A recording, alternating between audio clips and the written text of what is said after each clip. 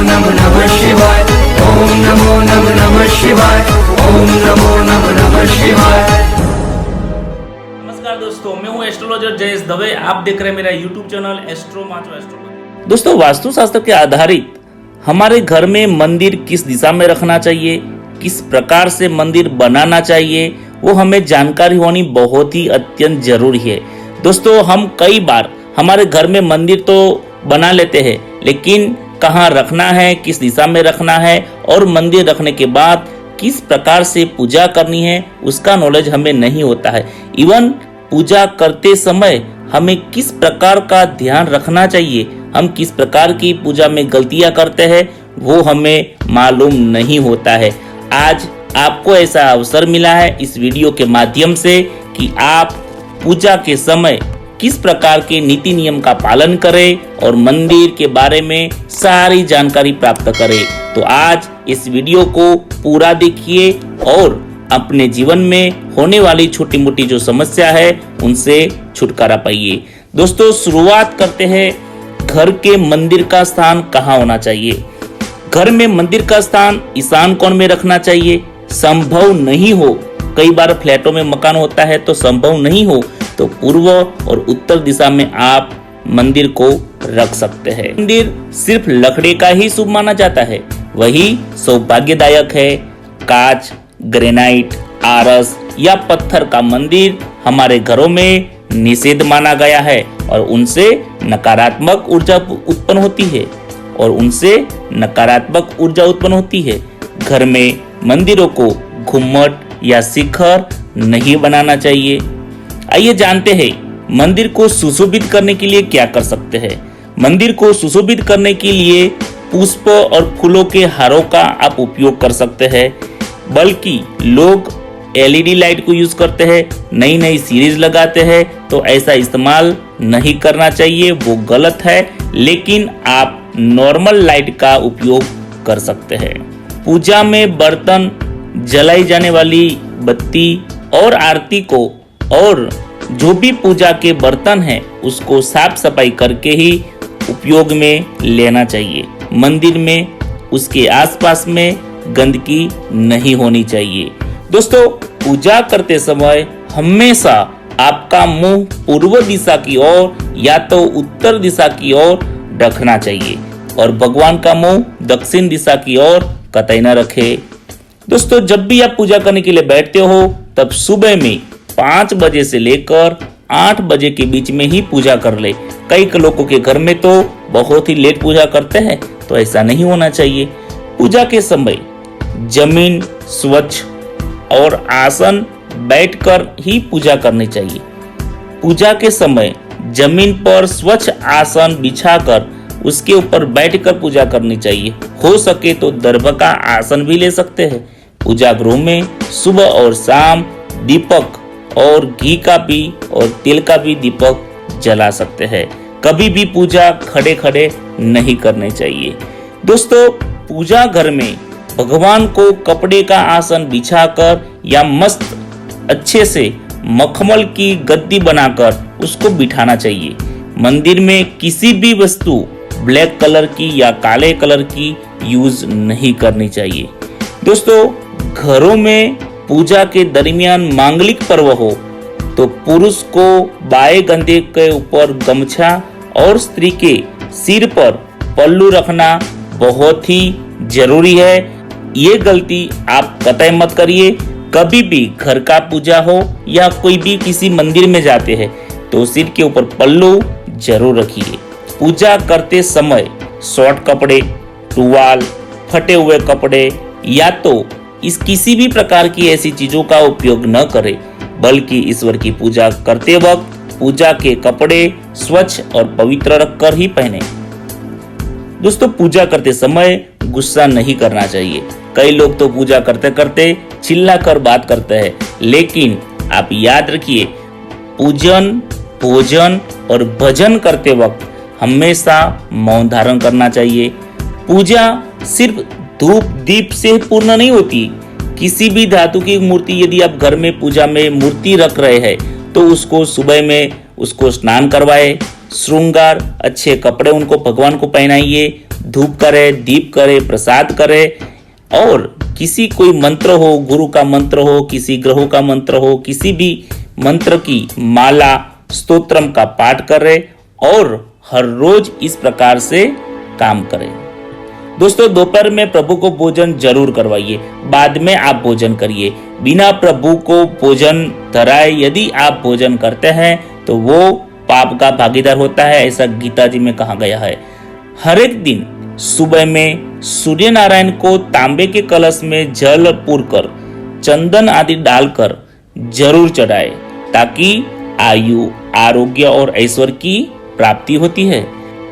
मंदिर में पूजा अर्चन होने के बाद उसी जगह पर खड़े होकर 3 परिक्रमा करें। जगह नहीं हो तो हाथों से भी परिक्रमा कर सकते हैं। मंदिर में विष्णु की 4, गणेश जी की 3, सूर्य की 7, दुर्गा या किसी माता जी की 1 और शिव की आधी परिक्रमा करने का हमारे शास्त्रों में कहा गया है। दोस्तों, पूजा घर में मूर्तियां 10 इंच से बड़ी नहीं होनी चाहिए। खड़े हुए गणेश जी, सरस्वती और लक्ष्मी जी की मूर्ति घर में नहीं रखनी चाहिए। ये तीनों मूर्ति हमेशा बैठी हुई हो, इस प्रकार की प्रतिमा घर में रखनी चाहिए। मंदिर में किसी भी प्रकार की प्रतिमा, भगवान की प्रतिमा हो या फोटो हो, 2 नहीं रखनी चाहिए। 2 गणेश जी, 2 शालिग्राम, 2 गोमती चक्र, 2 हनुमान जी की मूर्ति, 2 शिव जी की मूर्ति या फोटो, इस प्रकार से किसी भी भगवान की 2 प्रतिमा कतई मत रखिए। अपने मंदिर में सिर्फ चल प्रतिष्ठित मूर्ति ही रखें, स्थिर प्रतिष्ठा कतई न करें। कुलदेव, कुलदेवी, माता रानी या तो जिस भगवान के ऊपर आपको श्रद्धा हो उनकी एक प्रतिमा रखनी चाहिए।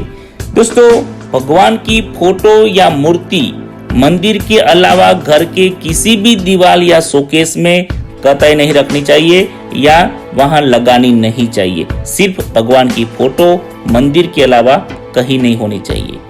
दोस्तों, उपहार में मिले गिफ्ट, कई बार हम देखते हैं कि हमें गिफ्ट में भगवान की या गणेश जी की मूर्तियां मिलती है। कांच की मूर्तियां होती है, लकड़ी की, फाइबर की, प्लास्टिक की मूर्तियां मंदिर में कभी भी रखनी चाहिए नहीं।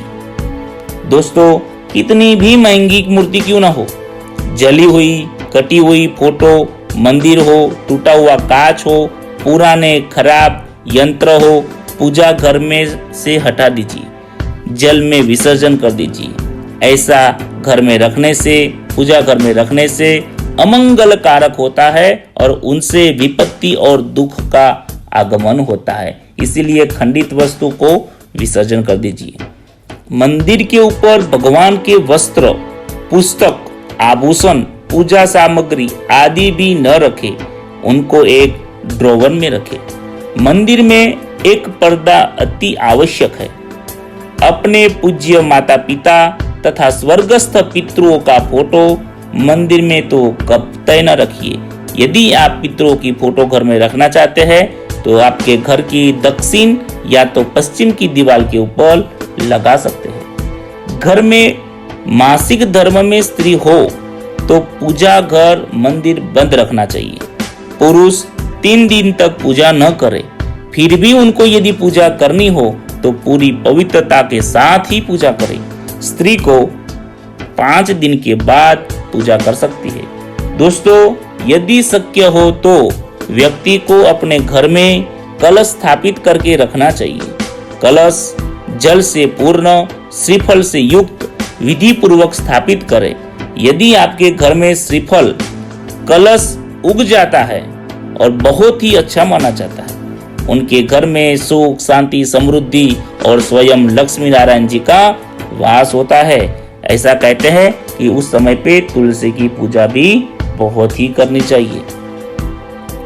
मंदिर के ऊपर मकड़ी, डस्ट, यदि किसी भी प्रकार की कोई गंदगी हो तो उसके ऊपर से तुरंत ही साफ करें। मंदिर को हमेशा साफ और सुथरा ही रखें। दोस्तों, घर में झाड़ू भी एक लक्ष्मी का प्रतीक माना जाता है। झाड़ू को कभी खड़ा रख के मत रखिए, उसके ऊपर पाँव लगाकर कुचलना नहीं चाहिए और उसको लांघना भी नहीं चाहिए। ऐसा करने से दरिद्रता को निमंत्रण देता है। 2 झाड़ू एक साथ भी नहीं रखनी चाहिए। यदि एक साथ में 2 झाड़ू रखते हैं तो घर में झगड़ा होने की संभावनाएं बन जाती है। याद रखें, किसी भी परिस्थिति में जूठे बर्तन रात को न रखें, क्योंकि शास्त्र के अनुसार रात को लक्ष्मी जी घर का निरीक्षण करती है। पूजा के बाद कपूर, गूगल का धूप अवश्य करें, जिससे वातावरण अधिकांश शुद्ध हो और वातावरण में धनात्मक ऊर्जा बढ़े। घर में नित्य सुबह शाम घी का दीपक जलाए और सुखी रहे। मंदिर में सभी मूर्ति के लिए अलग अलग लोग दीप जलाते हैं, लेकिन अलग अलग हर एक भगवान के लिए दीप की कोई जरूरत नहीं होती है। दीपक आपकी श्रद्धा के अनुसार जलाए। डेली हो सके तो पूजा के बाद घर में नित्य गोमूत्र युक्त जल से पोछा लगाए। ऐसा करने से सभी प्रकार के वास्तु दोष दूर हो जाता है, नकारात्मक ऊर्जा हावी नहीं होती है। दोस्तों, आपने घर में देखा होगा कि एक सेंधा नमक होता है, उसको भी घर में रखने से और खाने से सुख शांति और समृद्धि और आरोग्य की वृद्धि होती है। मंदिर में दक्षिणावर्त शंख जिसके घर में होता है, उसको साक्षात लक्ष्मी जी एवं शांति का वास माना जाता है। वहाँ मंगल ही मंगल होता है। पूजा स्थान पर 2 शंख नहीं होने चाहिए। यदि कोई आपके पास शंख है तो उसमें जल भर के रखिए। पूजा के बाद चढ़ाए हुए पुष्प और निर्माल्य को, फल फूल जो भी चीज भगवान को चढ़ाई हुई है, उसको किसी के पैर में न आए उसी ही तरह उसको विसर्जित करें। घर में पूजा हर व्यक्ति को करनी चाहिए। किसी एक व्यक्ति ने किया तो हो गया, ऐसा नहीं होना चाहिए। यदि हो सके तो घर में पूजा, आरती, स्तुति, वंदना सभी सभ्यों को मिलकर साथ बैठकर करे तो घर में उसकी सकारात्मक ऊर्जा बलवान होती है और ईश्वर की प्राप्ति होती है। दोस्तों, ये कुछ टिप्स थे वास्तुशास्त्र के आधारित घर में मंदिर किस प्रकार से किस तरह से रखना चाहिए और पूजा करते वक्त मंदिर का किस प्रकार से नियमों का पालन करना चाहिए। Wish you all the best. दोस्तों, आपको आपका घर का वास्तु कंसल्ट करवाना चाहते हैं, ऑफिस का वास्तु कंसल्ट करवाना चाहते हैं, या तो बेडरूम से रिलेटेड कुछ और महत्वपूर्ण जानकारी लेना चाहते हैं, तो आप दिए गए नंबर पर आप संपर्क करें। Wish you all the best. खुश रहे, आनंद करें, मजा करें।